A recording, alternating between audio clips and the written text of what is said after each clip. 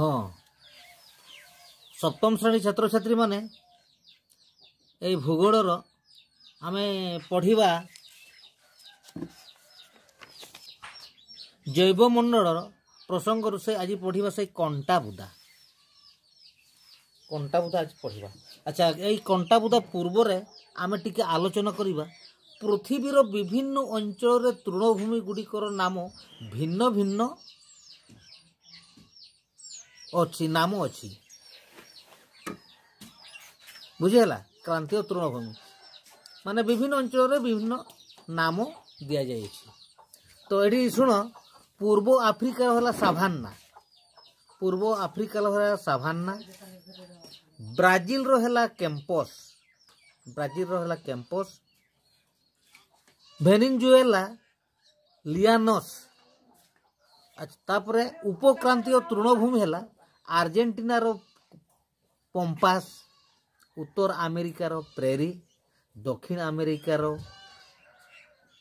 भेल्ट, मध्य Asia रो step, Australia ला downs. एगा टिके मने रखिबो तो ठीक अछि। तापर इना कंटाबुदा विषय आमे पढ़िबा। मरु तथा अर्धमरु अंचल ए प्रकार उद्भिद जन्मी थाए।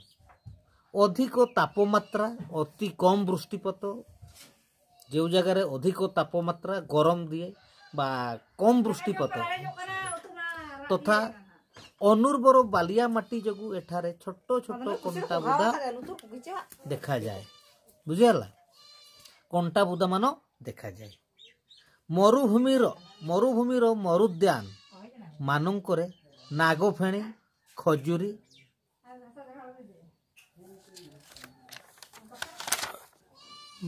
तापरे सिझु एवं बाबुल जातीय वृक्ष देखा जाए। गछ गुड़िकर पत्र अति छोट एवं केतेक क्षेत्र रे कंटारे रूपांतरित होइथाए। कांड मांसाड़ अटे। तापर पढ़िबा तुंद्रा बा शीतल मरु उद्भिद। तुंद्रा बा शीतल मरु उद्भिद। मेरु निकटवर्ती अंचल रे वर्ष 2 मास मात्र ग्रीष्म ऋतु होइथाए। ग्रीष्म ऋतु रे बरफ तरड़ीले एही अंचलर मस, लाइकेन बड़ी शैवाल जातीय छोट छोट गुल्म जन्मे। ए गुडी को तुंद्रा उद्भिद कहते। बुझी पारछ ना? केवल सही जगह कौन 10 मास अधिक ठंडा हुए, केवल 2 मास ग्रीष्म ऋतु थाए।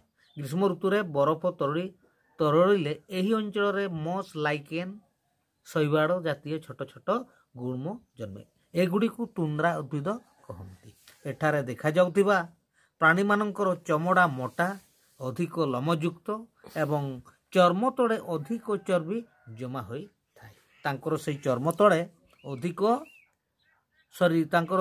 अधिक चर्बी जमा होई थाए। यह सेमानंकु प्रबल शीतरु रक्षा करे। सील, तिमी, वारलस, बलगा हरिण, मेरु भालू, बरफ कोकिसिया एवं मेरु पेचा आदि प्राणी एठारे। उच्च पार्वत भूमिर पाददेशरु ऊपर आड़कू क्रमान्वये चिरहरित अरण्य, पर्णमोची अरण्य एवं सरल वर्गीय अरण्य एवं तुंद्रा उद्भिद देखिबाकू मिले। आर्थिक अभिवृद्धि सह मनुष्यर आवश्यकता वृद्धि पाइबारे लागिछि। शिल्पायन, शहरीकरण, पानी जहाज, रेल रास्ता एवं रोड डबा आदि निर्माण, विभिन्न गृह आवास